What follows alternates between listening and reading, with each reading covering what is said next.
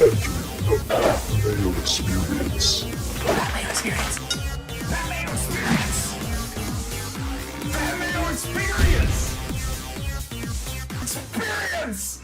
Welcome to the Pat Mayo Experience, presented by DraftKings. NFL Divisional round of the playoff. Best bets, hoping for a better week, at least from me, in the Divisional round than the wild card round. As if you watch the spread pick show, you can see that we all struggled just a little bit with our spread picks and how some of these games ended up coming out. But however, you need to smash the like button for the episode. You need to sub to Mayo Media Network on YouTube, subscribe, download, rate, and review the audio podcast on Apple Podcasts, on Spotify, under the Pat Mayo Experience. Also, if you want more sports betting content across all sports, highly recommend that you check out thehammer.bet on your phone, on your browser, whatever, or go to the Hammer HQ YouTube channel. You can find the links all down in the description right now. And this week for the show, there's only 4 games. Do we like 3 of the spreads to make a mineral picks? Probably not, right? What you need to do is use the best player projections and simulations across the internet. Go to runthesims.com/Mayo. You can make it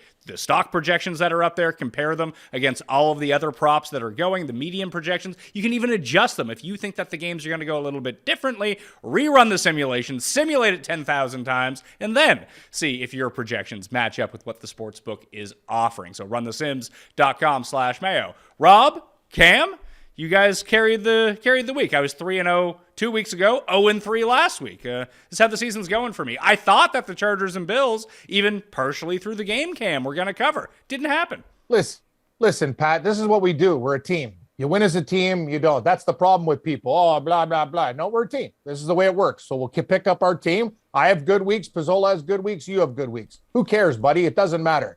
We're going to turn things around. And as I said at the start of the show, the NFL, flip a coin. Throw a dart. Like, seriously. That Chargers game, I was worried about Geoff's health. Like, I actually was. I didn't even care about my bets anymore. I'm like, well, I got the Chargers to cap off a parlay here. How's Jeff doing? Is there enough alcohol in the house? Is there enough mix? What's he doing? Where's his children? Like, is he freaking out? But I think he's reached the point, kind of like me in my life, with frustration and chucking things and punching walls and stuff, Pat. When raging doesn't solve the problem, you almost like you're at a point where you're so beat down. I got to be honest with you. How do you be a Chargers fan, man? Like, it's tough. At least my team's got a future. You know, we've had a good draft. We take Denver's 5th pick. Like, that loss was epic. And I think we were all on the Chargers last week too. And Charger will Charger, I guess. But I really love Jeff as a person. I know I didn't get out to golf with him this year. Great guy. I got to find some time. But like, honestly, that must have been like just a total kick in the nuts. I don't know how this guy's handling it, but he's handling it better than I thought, apparently. But that's what the rumor mill tells me. Well, Rob, did you do a show with him on Monday, Rob? I did. So the backstory is, on Saturday, I sent him a message just checking in, because I kind of knew what was going to go down in the Chargers game. Chargers were up 10. I told Geoff, I sent him a message saying it's only a football game. It's all going to be okay. And I didn't hear from him. So I ended up being on air with him on Monday, but I had no idea if he was actually going to show up or not, because he didn't respond to my text. I thought he might have been really upset and thought that I maybe triggered the downfall of the Chargers or something like that. But I mean, listen, he was in okay spirits. I mean, it's obviously pretty broken and beat down from watching the Chargers charger, like Cam says. And it was a challenge for him, especially considering that he thinks he's on the team and he's part of the organization. That makes it even harder for him altogether. But Rob, he's improved as a human being, as we said. Like, if this was him before, like, imagine the first days of like working at the Score with this guy compared to now, if that happened. So I think there's progress in Jeff's life, like with dealing with things, and maybe the kids have softened him. I don't know what's going on, but the candle factory, maybe it's a soothing place, a little lavender, putting him to sleep instead of creating rage that I have in my life. Oh yeah. So you know what? I love Jeff. Oh yeah. By the way, Rob, listen to how this month's going. I got a furnace broken on Christmas Eve. I go downstairs and now my laundry machine's busted. So I can go, now I can hang out at the laundromat and, can I get a bottle of Gain and some crack? This is going to be great. Doing my laundry at the local laundromat. A lot of interesting characters like to loiter around that place. Yeah, that's going to be safe. Oh man. Well, at least the stove still works in the refrigerator, right? We're getting there, buddy. Yeah, I think everything can need improvement. I told you. Just a tip for everybody out there. I've said this before, Pat. if you can't fix things or you don't have time to fix things, being an owner of a townhome or whatever is the dumbest, stupidest investment ever. Get a condo. Don't even worry about the fees or whatever. Like there's always something broken, always something that needs fixing. And when you're working all the time or you're not handy, it's a really stupid thing because contractors, these guys basically are out there, they'll fleece you. Yeah, I can see that. The last time I think I was in a laundromat was the first year that I lived in Toronto because I didn't have anything in the like shitty basement apartment that I was renting. I used to hate it. I used to hate sitting there, and you have to sit there and wait for it. Like I live too far away. That's the thing. I don't know what am I going to do? Tape shows and Downey line too. Like that's the thing. Like I don't know when like how quick is the dryer extra hot? Is like what's happening? What is the time cycle? I'm doing so that's what I do. I do a show, put them in, go back home, come back to the laundromat, put them in the dryer, like sit around. Like no, like this is a disaster. So I have to get a new washing machine. Like it's just so stupid. The worst part is having to learn the machine system, like all over again, right? I and whenever I go on road trips, I often just do laundry while I'm there. I don't pack heavily, but depending on the hotel you're at or whatever laundromat you go to, every machine is different. You might think you put something in for 45 minutes, it's going to come out bone dry, and then it's not. And like you're sitting there another hour, or the opposite way around. Like you think you started a fire in the place or something like that. So yeah, it's pretty, I mean, these are first world problems if we're being serious. I know. I said, poor Cam, whatever. But the furnace on Christmas was tough. It was the coldest day of the year too. Laundry, I could deal with that. Hanging out with some crackheads down there at the laundry mat. But the time's the problem, Pat. But don't worry, we're gonna hit some winners and get some new appliances. Maybe. We could have a game show after that. We can do some sort of during the off season. We can do prices right. I'll bring in a new washer and dryer, and you can try to bid on it against Rob or something like that. I love that. I love game shows. I miss them actually. That's the whole problem with today's society. Like when we grew up, we had Press Your Luck.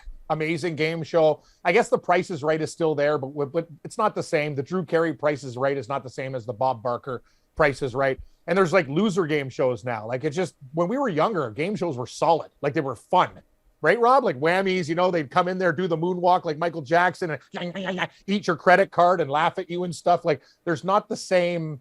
How do I say? Just they just suck compared to what they were in the past. I sound like an old man. I think also the production quality of some of them in the past was actually so bad that it made it good. Agreed. Like, do you remember Bumper Stumpers? I was just about to say Canadian game show Bumper Stumpers. And there was Supermarket Sweep. Supermarket Sweep. I always dreamed about being on that show. I'm like, you can do way better than this guy. Crush it in the grocery store. Like, come on. These guys suck. They couldn't figure out the clues for like them. Yeah. Oh, God. The answer is soy sauce. Numbnuts. No, I know. I put it on rice. Like, these guys are just too much. Like, it's like, and Pitfall. And what was the other one? Oh, the $50 riddle. I'm on a door and you turn me. A key. No, Tom. The answer's knob. Which is exactly riddle. What you are. Oh man, just anyway. Struggling is the name of the game. Yeah. I did want to run this by you because we're going to have a bye week in between the championship games next weekend and the big game, as they've told me to say it. Other people call it the Super Bowl, but that's, neither here nor there. But I was thinking that during that bye week, we do a best bet show, gold, silver, and bronze. And we do it, Cam, for Super Bowl food. Okay, that sounds good. I think I might be on the road. I'll try to get good Wi-Fi. We usually go down for work to Glendale for the pre-Super Bowl week. I'm not sure. I haven't even bought my ticket yet, to be honest with you. I don't know. If they tell me I'm not going, I really don't care. If they tell me I'm going, that's fine. Like whatever happens. I'm at the point right now, you tell me what to do. It's cool. But yeah, Pat, I love your ideas. And you know me, I love Super Bowl foods. Hey, I love all foods. And look, then this is something we can, if you're leaving on like a Thursday, we can film that on a Tuesday. That's not a problem. Yeah. If that's cool. Yeah. I'll get back to you guys. You guys always accommodate. I appreciate it.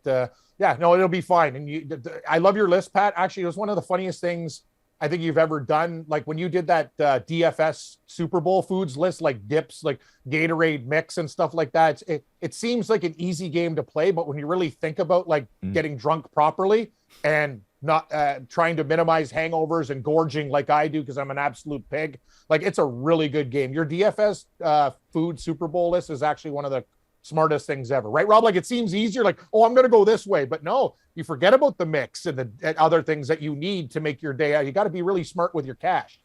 I think that we might need to film a new one of those. I've been running the same show for 6 years now. So I think that me, Cuss, and Jeff are going to update the pricing list, and then we'll bring it to you, and you can fill out a team.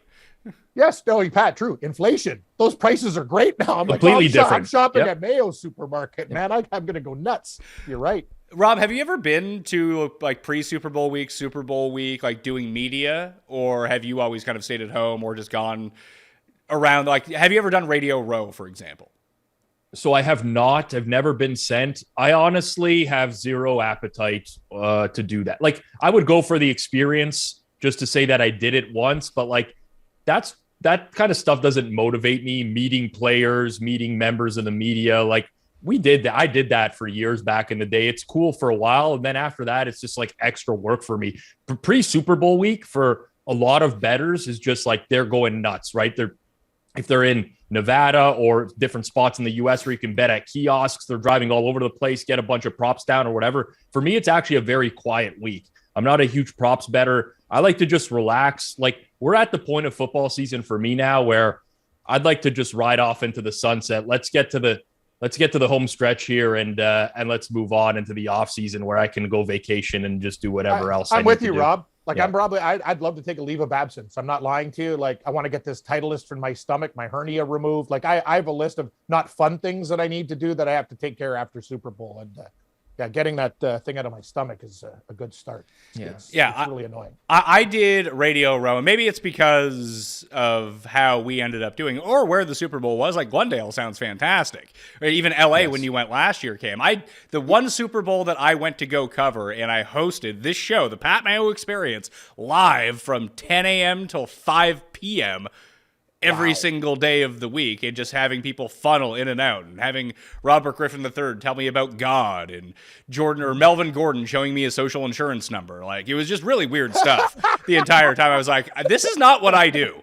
This, like, I like to be near my house. I don't want to be in Minnesota when it's minus 5,000 outside. I'm like trying to sneak out every 20 minutes to go have a cigarette or something like that. And well, I'm with you, man. Cust is living the life in the media lounge because they have all the free food. He said the greatest food he's ever had was apparently at the Minnesota Mall of America NFL media room, which was not true, but it was all free. So he very much enjoyed that part of it. It was fun to do. It was fun to do once. I would never want to go back again. No, that's the thing. Like I thought LA, like I know Gabe liked it a lot more than me. I was kind of at the point where, it's work, sitting in traffic for 2 hours. And the thing that really pissed me off, I'm a lot like Cust. So I'm like, if I'm going to be here and stuff like that, we're working and we always put in a good effort. Like, where's the food?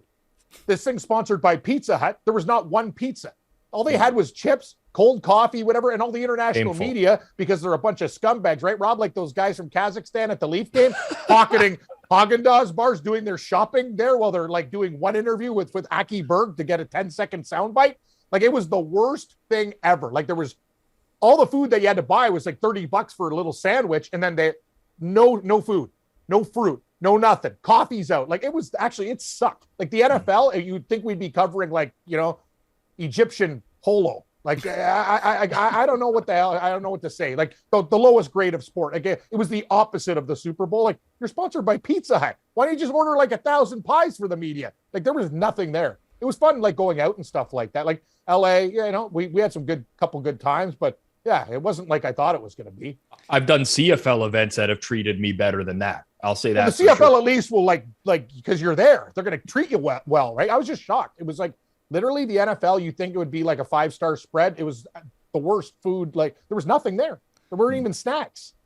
See, I find that strange because with the one that they did have set up for us had everything there. It was just like, it wasn't like gourmet food. It was fine food. Cuss saying it was the greatest food he ever had was like, it's a classic Custism here. But sure. like, the guy's eating Jello every day. So what do you expect from someone who's like, with his palates, it probably was the greatest food he's ever had. Jello. Like when I think of Jello, I think of death. I think of being in a hospital and going, great, this is good. Can I get raspberry? No, sir, it's lime today. It's green. Oh, okay. Well, Thanks. he also had a thing this week on Cuss Corner, Cam. He was talking about trying to eat this 8-pound slice of pizza. You have to do it between 2 people. And his strategy, and everyone told him he was wrong, but I want to hear it from you. He's like, well, if I'm going to go try to eat a whole bunch of food, I'm just going to starve myself for like 2 days before I go. I was like, that's the Stupidest thing you could do. Exactly. Stupid. Honestly, the win way to eat a contest is actually staying consistent and eating before so you can eat more. Like starving yourself is ridiculous. You know, you win a contest like that, you grab a big bag of weed, you smoke it, take an edible, and then you'll basically be eating like a beaver through a tree. I remember once I did I had an edible with my buddy. I ate everything in my house that wasn't nailed down. 2 pounds of wings, had like a box of Fruit Loops. Like I'm coming, like, where's the eggs and toast? Oh, okay, I got bacon in there. Like anything that wasn't like, and Pat, I was actually considering, I couldn't stop eating. That's a real tip. You don't starve yourself. You smoke pot or you eat edibles and you'll be like, literally, as I said, you'll be like a beaver. You can't stop. You could build a dam with food. Rob, have you ever done, like, I don't know, like yeah, kind it was or the strength, but I couldn't stop eating for hours. It was insane. Very different reaction for me. I couldn't move for hours. I think I was glued to the spot I was in for about 18 hours straight. I believe I was watching horse racing coverage the entire time. Like, I'm not even I'm pretty sure there's a That's horse what happened racing. with my old tenant, Portuguese Joe. I go upstairs, I give him one. I gave him one it was like this pound cake. I go up, I wake up like, ooh, my eyes are like purple and like whatever, but I got out of it. Like I shake off that, like, I would say alcohol in these situations better than the average bear. Mm-hmm. I come downstairs. The guy's still in his recliner from like the day before. Cam, I can't move. I go, oh my God. I felt so bad. I'm like, this guy's in trouble here. I get to literally, he couldn't move for like a day and a half, 2 days, Pizzola. It was strong stuff. Well, I've been there. Check your the potency level. Never know. Yep. The Hainzer provided the ones I took. That tells you all you need to know. Yes. Even my girlfriend was like, the last time we saw Hainzer, she's like, is Hainzer sick? He didn't take one breath. Like he was hacking darts. He was smoking stuff. Like he came in with this like personal, like beat down Ziploc bag of like treats. It's like we were worried about his health. And by God, no, like you've seen me, Pizzola. I got major, like I'm not a guy running any marathons soon, but like Hainzer was like, holy geez, man. I was like, actually, this guy needs help. And I love him. Mm-hmm. Gold picks for divisional weekend. The gold picks are probably maybe Hainzer's bags of tricks when he comes over to your house. I don't know. He's you know what? He's a great cook though. You know what he is? He's a good guest because he's a good friend. He's a good friend. He's actually a very, first of all, loyal, awesome. Yes. He brought food. He cooked food. He's not the type of guy to like, hey buddy, you know, everything in the fridge, put it in their knapsack and leave. And after you wake up, like, wow, the guy took like my extras. You're supposed to leave gifts for the guy that hosts. That's the thing. He's the opposite of that. So I'll give him credit. We worked with him for years, Cam. How many days in a row did the guy make a mistake on one of our shows? Probably every day that he ever worked at the score, but we still love the guy anyways. He's a great, he tried. It was like an honest mistake. It's not like due to laziness. He's one of those guys that just boosts the office morale, right? Like they couldn't fire him. He was making mistakes every day, but if they fired him, everyone would have quit. We'd rather than like Hainzer's part. That's the thing. It's like a clause in your contract. He stays. Yes. I am going with a spread for my gold pick to start, and it will be from the Giants and Eagles game. Now, because we're running out of games to pick from for the mineral picks, now totals and props, they're on the board because all the stuff is now released by the time we actually do the show. Normally, props don't drop until late Friday afternoon, unless it's like week 1 or week 2 of the season. They kind of catch on that people are taking them early, and they're like, they're fine with that because everyone's going to lose it back throughout the course of the year. Now, for the playoffs, it's kind of the similar circumstance. So I got a prop at least on here, but I am going to go with the side for this one. I love the Eagles minus 7.5 against the Giants. Giants playing over their skis right now, and it's funny, Cam, I saw you get a lot of credit for sticking by Daniel Jones in the rankings. Although, when we went through the rankings, all three of us agreed on where he was ranked. It's just that you thought he was a top 10 quarterback, and we went through the rankings. You kind of admitted he was the 17th best quarterback, where Rob and I kind of had him pegged anyway. But here's the thing, Rob. He's had 2 great games this year, but I read that he's no longer playing the Minnesota Vikings this week. Exactly. I love the Giants last week. Obviously, they were my gold pick. It was purely matchup based.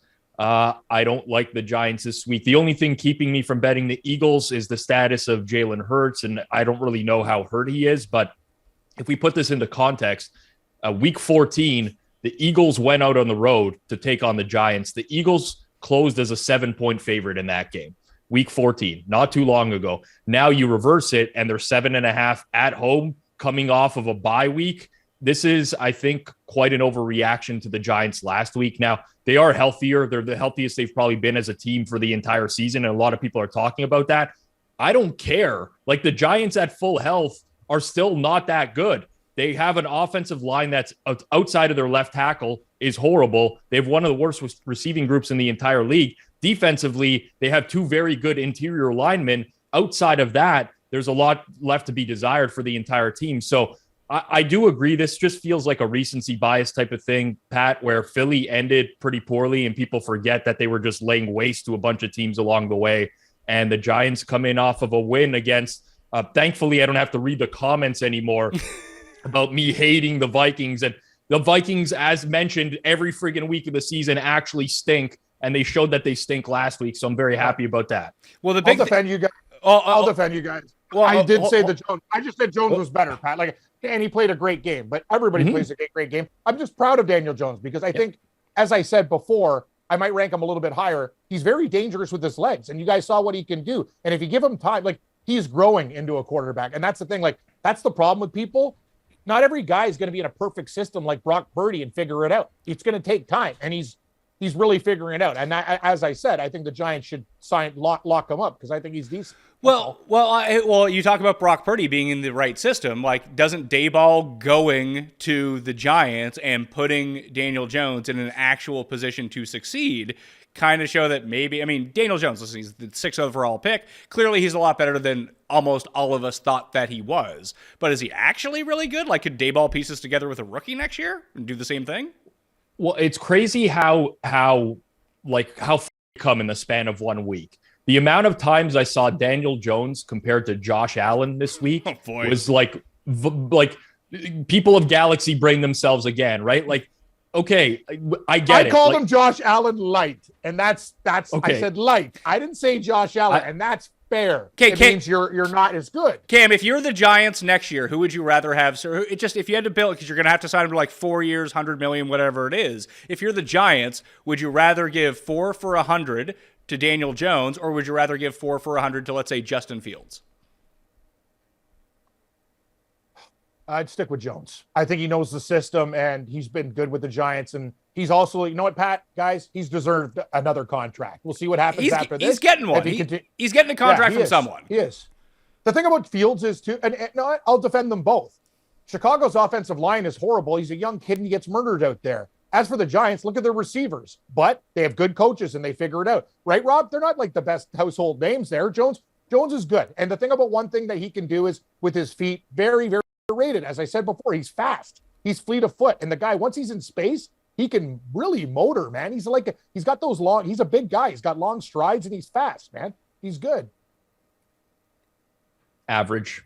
I mean, good. I wouldn't go with good. No, we're done talking about this. Yeah. I'll defend. We all think he's all right. He's getting money. Excellent. How many games this year did Daniel Jones absolutely stink? It was more than half the games that they played. Now he is capable of putting in a very good performance like we saw last week, but there's also times where it's deer in the headlights. Like, I remember watching Giants Carolina early on in the year. Now, granted, that's early in the year. Maybe we don't put as much stock into those games. There was a lot of games where he was just terrible and they couldn't do anything. And the problem with this game in particular against the Eagles is the Eagles defensive line is very good. And the Vikings couldn't get home last week. They're generating no pressure. Mm-hmm. They have to devote extra players into their secondary and drop players into coverage because their secondary is bad. Like, that's not the team that's going to slow them down. The Eagles have very, very different personnel. It's true. What's it going to look like when you have the Eagles corners on these Giants receivers and they can't separate? I don't know. I agree with Pat. I just don't like the commentary out of Jalen Hurts this week where, it's like, I really like the bye week. I needed the bye week type of situation. Like, he kind of led on like he was more hurt than people realized. Maybe that's just me reading too much into it, but I could not bet the Giants at 7.5. I think the Giants are going to be the popular side. And listen, I think the Giants can win this game. Like, no one is immune to having a letdown game here and getting upset. There's 8 teams left in the playoffs. These are all pretty good teams at this point, and it's one NFL game. But you kind of hit on it. It was closed as a 7-point Eagles being favored against the Giants. The last time these two teams really played. I know it was a bit closer in week 18. The Eagles jumped up to a big lead, and that was just kind of the end of it. They jumped up 22-0. They're like, all right, we can kind of coast here, get our 1 seed, get the bye. The Giants didn't play anyone. The last time that these two teams actually played, you mentioned, a 7-point favorite on the road. Daniel Jones got taken out of that game because they were losing by too much. It was 48-22. I think people just can't forget how good the Eagles were this year. This is the thing too, right? And Sirianni and his staff, they're smart. When you're a team like Jacksonville and you have a win like that against the Chargers, you want to play as early as possible to keep the momentum going. But now I'm kind of worried because teams like the Chiefs and Andy Reid's great off a bye as well. Like, you know what I mean? Sirianni's going to have a game plan for the Giants too. I always look to take the dogs.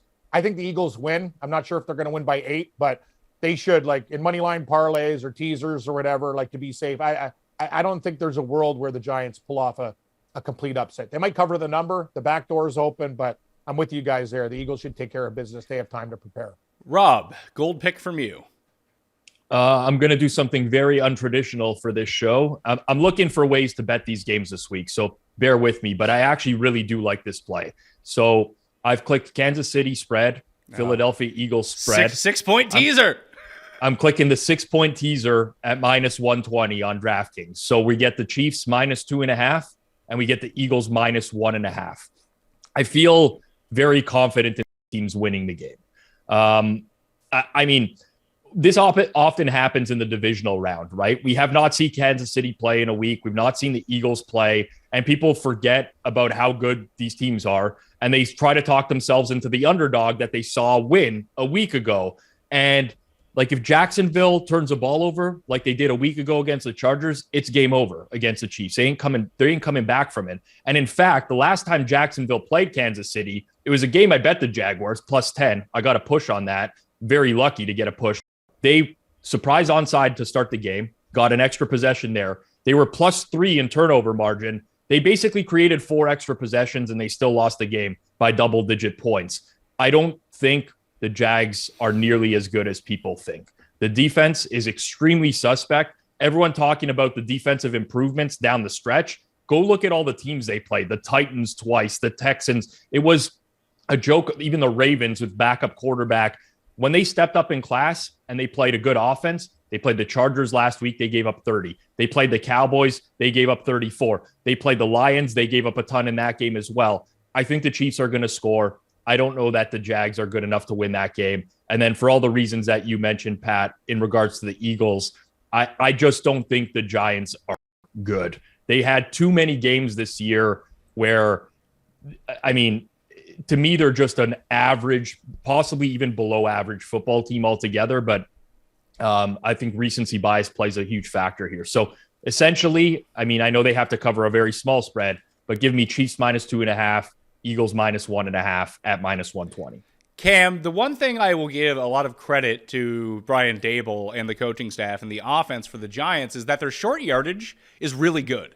Like if they're 4th and 1, they're 4th and 2, like I kind of expect them to get it at this point. And Daboll does seem, and hopefully he doesn't like pull a Vrabel. It's like, oh yeah, we're all gas. We're no breaks. We're going to be this aggressive team because we're the underdog. We need to take it to them. And when push comes to shove, like we saw with Vrabel last year, they do some sort of thing like punt from the 46-yard line. Like I just don't want to see that happen. If they continue to stay aggressive, that's how they win this game because they're going to need, like Rob just said, when Jacksonville they created an extra turnover on an onside kick. Like they're going to need something like that. And I just don't think that happens. But at least they're well positioned to do something like that. It's true. It was kind of like the Seattle-San Francisco game. And you guys know, I'd say, yeah. We went 2-1 last week, right, Pat? Yep. San Francisco won, Giants won, and I lost with the Bills, I think. Was that correct? Or was it the Chargers? You and I lost with the Chargers, yeah. But yeah, you were 2-1. Could have got 3. I got Chargers. Oh, God. Okay, we lost that. Oh, yeah, I forgot. I put that in the minerals. I want to do what Rob did too, but I agree with you, Pat. Sometimes when you have like Jones and a big quarterback, just lean forward or give it to like go to the opposite hole on. The worst is when you have a fourth down and a guy in shotgun, like, okay, and let's run it right up the middle with Zeke. Bam, minus, you know what I mean, Rob? Like I just go, you guys are coaches of the NFL. You're not armchair quarterbacks. So you can't have such a basic play. Come up with something. And sometimes keep it simple, stupid. Just go to a different part of the line, or just come up with something, lean forward on 4th and inches. I hate when you're on the goal line and you're running up in shotgun and you're running stupid plays. I'm not saying don't do it. You can have a shotgun, but have a play that you know what I'm saying, Rob. It's like, it's just this basic handoffs, whatever, and you're setting the quarterback back. He has to get the yardage. And if there's any defensive penetration, you're done. Like, sometimes these guys, I just don't get it. It's like, it's very simple to get that stuff, but they make it complicated with sometimes their pre-snap setups. There's two things that almost always work in short yardage that they barely ever run anymore. One is naked bootleg, yes, which like actually Dak Prescott, I think, ran this week for a touchdown for the Cowboys, Good which call, is like walking in by himself. No one like that. I've seen call. Matt Ryan run those, like the slowest quarterbacks ever. That still works. The second is you come up in shotgun, you come out 5 wide. The quarterback is in shotgun, and then he quickly moves up on center, snaps the ball, and sneaks it himself. Lawrence did that on the 2-point. Like, it's something that we've talked. Like, I mean, the online football community, the nerds, enjoyed talking about how often quarterback sneaks work. Like, just quarterback sneaking every time you're 3rd and 1, 4th and 1, whatever. And Patrick Mahomes getting hurt on a quarterback sneak, like, stunted this progress for 3 years because he got hurt on that play, which is a play where usually no one ever gets hurt. We probably saw 10 quarterback sneaks last weekend, and I think that they all worked. I think listen, there is some validity to the quarterback getting hurt, especially now the way that they run sneaks, because they run the sneak and then the running back just plows the quarterback in the back as well and tries to push him forward. So maybe there's something there, but this is the playoffs, right? Like, it's different. Okay, you don't want to run a sneak in every situation in the regular season. I get it. That's okay. In the playoffs, games are on the line here. Exactly. It's so, like, watching the jumbo package handoff, like, as a Cowboys fan, the jumbo package handoff to Ezekiel Elliott on 3rd and 4th and 1 just makes me want to, like, step out of the window here on the 2nd floor. And, like, I wouldn't even do anything. That would just be pain. But, that's what I feel when I watch that stuff happen. Cam, do you have a gold pick? Not really. Actually, I want to do what Rob does. I want to, basically what I'm going to do this week, Rob, thank you for being transparent. Like, betting these spreads is very tough. We're going to come up with complex ways to try to, do teasers and money line parlays and stuff. Maybe in bronze, I'm going to do a money line parlay to plus money and combine all of my ingredients into the sauce. But right now, everyone likes to, you're right, Rob. We don't need just ragu. We got to put like mushrooms and peppers and spice and whatever we're going to do with that. Little truffle oil. See, we'll talk about this on another show. Like, I hate, like, truffles are this thing. I think they're disgusting. I'd rather eat tree bark. But anyway, I don't like truffles. I know they're the big thing. Caviar or salty, like olives and stuff, like meats, salamis, charcuterie boards. Yeah. No, anyway, I'll talk to you later about truffles. I think they're the most overrated. That's my opinion. I hate the taste. Buffalo Bill, -5, Pat. Here's the thing. This line keeps on going up. Bills don't cover spreads. I get it. But there is such a problem right now with the Cincinnati Bengals offensive line. They got the Skylar Thompson last week. I think the Buffalo Bills are just going to go run wild. Hamlin in this game. I know it sounds nuts, but these books aren't stupid. Like, that line is a bait Cincinnati line. Like, I don't know. Like, I've seen, that's just kind of the way I bet and gamble. It works sometimes, and I'm taking Buffalo in this spot. I think they can win this game by 6 or 7. It's going to be very close to the number. Hey, this week's tough. Want to take the Giants, but I'm more like you guys. I think in my heart's telling me I want the Giants to win, but I'm not. The Eagles. Jacksonville, same thing. Maybe this is a heart pick as well. I don't love the games with the spreads. Rob attacking him with teasers and stuff is smart, but give me Buffalo this week. This is the one where I think the public dog is going to be Cincinnati, and I'll take the favorite that's not a popular favorite. I think there's going to be a lot of Bengals money out there. Give me the Bills. I can see that. I actually like Cincinnati in this game. I think Cincinnati that's fair. Lose. I think Cincinnati just might straight up win this game. Okay. I totally get it. And Buffalo's defense has a lot to be desired. Skylar Thompson was making plays. Waddle could catch the ball. But I also saw something from Baltimore.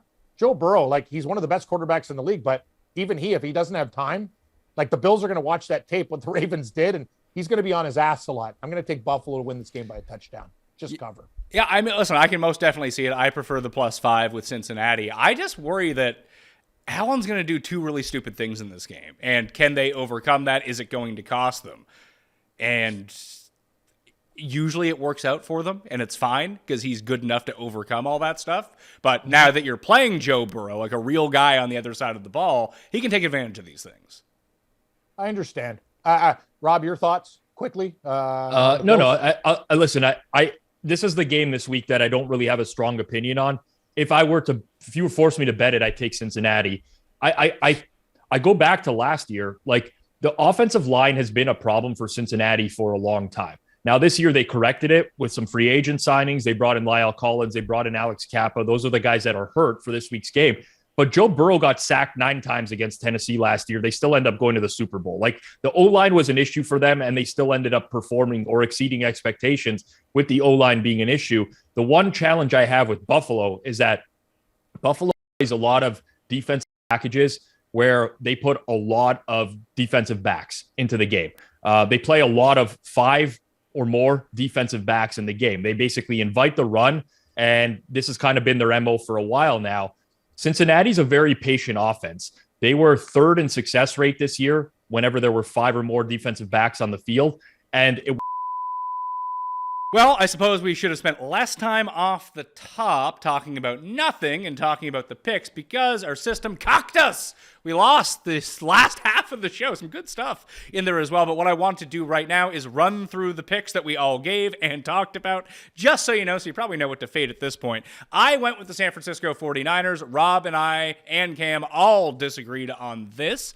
They both like Dallas in this game to keep it close. I don't think it's going to be particularly close. I think that it's a bad matchup for Dallas. I think that San Francisco is the better version of Dallas. So I am taking the -3.5 on this. Rob's point was that the San Francisco secondary is not good. And what we saw on Monday night with the Tampa Bay Buccaneers, that Dallas can go over the top on you. And that is a legitimate concern of mine for the 49ers. But we're also talking about a team that's playing at home with an extra 2 days of rest.